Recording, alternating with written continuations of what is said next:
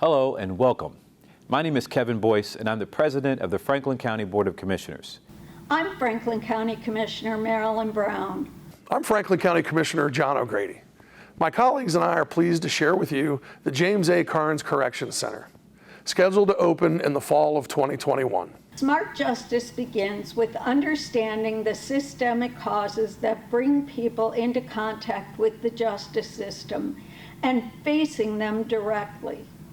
In this virtual tour, you will learn about the ways that we've tailored this physical space in order to best serve the inmates, our staff, and the residents of our community. We took all of the best ideas we could find from all the modern jails across the country and integrated them right here.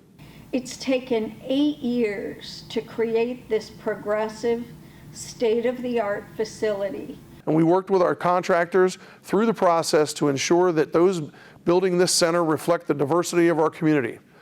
Our initial goal was 12% participation from small and emerging businesses, and I'm proud to say we doubled that.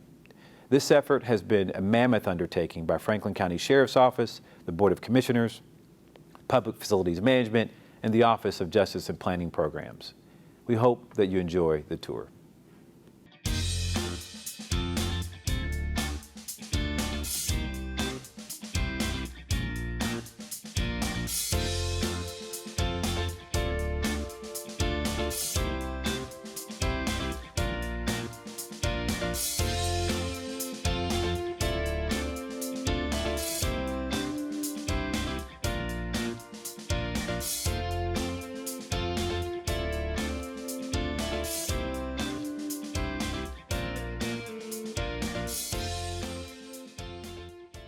Hi, I'm Franklin County Sheriff Dallas Baldwin, and welcome to the new Franklin County Correctional Facility.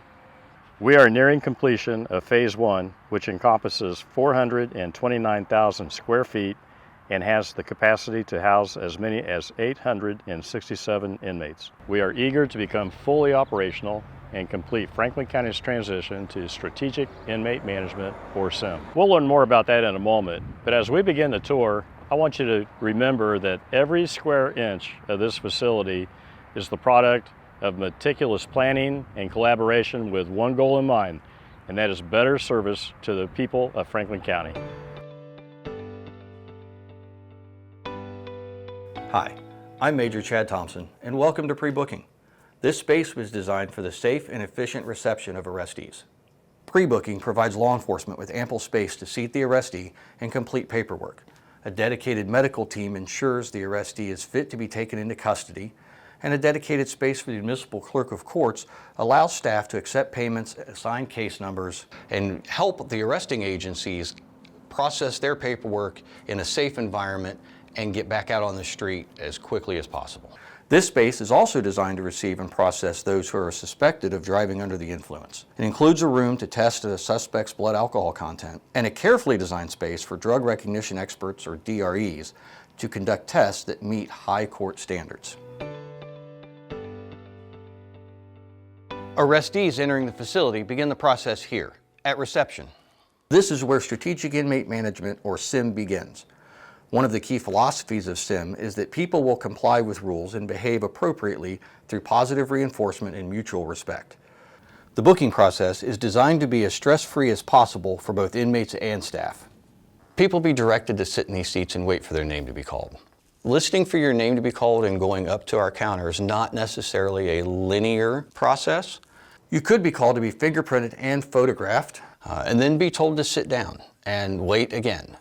Medical may call you back up to do some follow-up questions. It allows the person to sit, relax. There'll be a bank of phones to use. Most of the time, the first person people call isn't the person that's going to pay their bond. Here, we have space. If it takes you 3 or 4 phone calls, make them. One of the things you've seen in this space are these windows. This leads out to an atrium that brings a lot of natural light into this space. Natural light helps reduce stress. We have staff that walk into this space every day for 25 years. And so we want to make sure that while we are doing things for the arrestees, we're also taking care of our staff. We've shown you a lot of spaces that have been purposely designed to limit or lower the stress on the people who come to jail and to provide the greatest opportunity for compliance. But we know that not everybody who comes to jail will be compliant. We have single cells for them. However, those inmates are the exception. We know that 75% of the people who come to jail leave within 72 hours. Those people aren't Hannibal Lecter. They generally follow rules, and for whatever reason, they're here.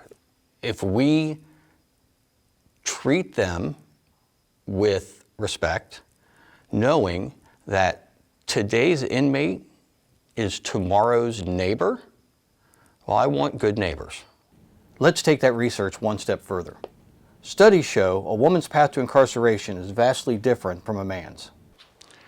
Here in Franklin County, we've made a sincere effort to be trauma-informed and gender responsive. This space reflects that.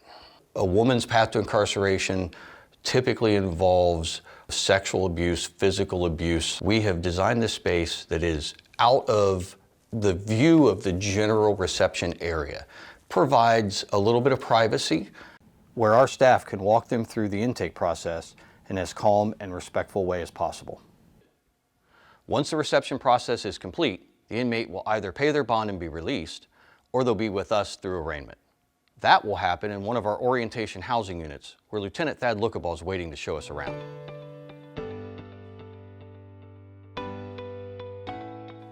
Hi, I'm Lieutenant Thad Lookabaugh, and we're currently standing in one of 3 orientation housing units.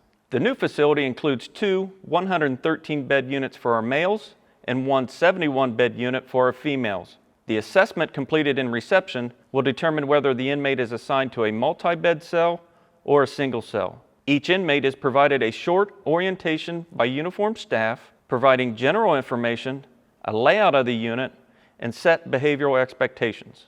I will share some of the unique design features located within the housing unit. As you can see, the abundance of natural light continues throughout the facility. This space is designed specifically for medical and mental health professionals. Here is where they'll complete treatments, assessments, and physicals. This is a perfect example of how we bring services to the inmate rather than having to move the inmate throughout the facility. There is also space designed specifically for video arraignment.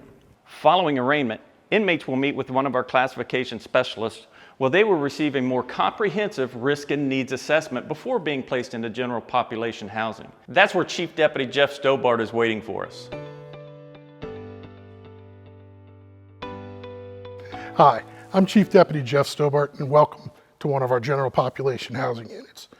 This unit is designed as a direct supervision housing unit using strategic inmate management as our operational philosophy. Sheriff Dallas Baldwin and the Franklin County Commissioners partnered with the National Institute of Corrections to embrace that curriculum. Because of that, we are confident that we will create a better environment for the inmates and staff. The expectation is that 95% of the folks who come through the doors of this facility are going to do exactly what we ask them to do. For that small percentage of high-risk inmates who may engage in disruptive or violent behavior, the center is equipped with prefabricated steel single cells located in our special housing unit. I'll show you some of the unique features, including this rec space built directly into the housing unit. Deputies will have the option of opening these roll-up doors when the weather is appropriate and allow natural fresh air to come into the building. What you can see is a ton of natural light, and that's one of the things that we wanted to focus on as part of this construction. Another unique feature is this netting that surrounds the mezzanine level of the housing units. It's basically baseball netting. And when you look at it, it looks like it's there for your safety and not a cage. One of the other advantages to this netting is very much like a baseball game. When you watch a baseball game, many times you're watching a baseball game through the netting on video. We have a lot of video cameras, there's a lot of surveillance in this space, and what we found is this works really well with our camera system. We are very aware that many of the folks that are coming through the doors of our facility are suffering from either some type of mental health issue or drug or alcohol issue. That is why the design of the facility includes dedicated space for a mental health and medical unit.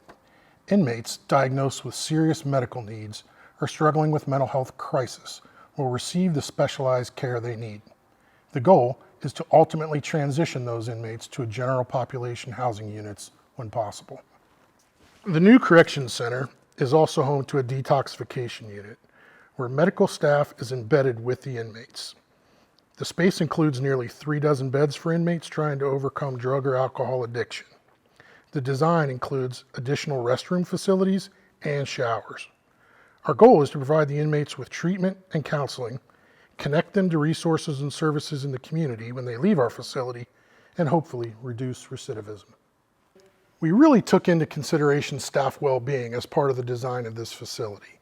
Chief Deputy Penny Perry-Balonier will now show you some of those design elements. Hi, I'm Chief Deputy Penny Perry-Balonier. I'm standing here today in one of our locker room facilities. As you can see, there's ample space for the employees to store their gear, personal property, and their uniforms.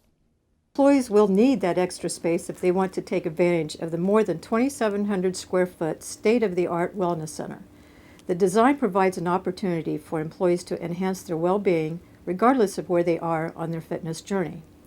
A dedicated staff dining area will give employees a chance to reset and enjoy some fresh air in a courtyard space inside the security perimeter. These designs are evidence that the health and well-being of our staff is a top priority. Both staff and inmates will be served by the facility's sleek commercial kitchen that includes not one, but 2 walk-in refrigerators. There is enough space and equipment for staff to produce 9,000 meals every day. There's one area in the new Franklin County Correctional Facility that we consider the heart of the facility. That is central control. We have asked Deputy Corey Oakley to show you around.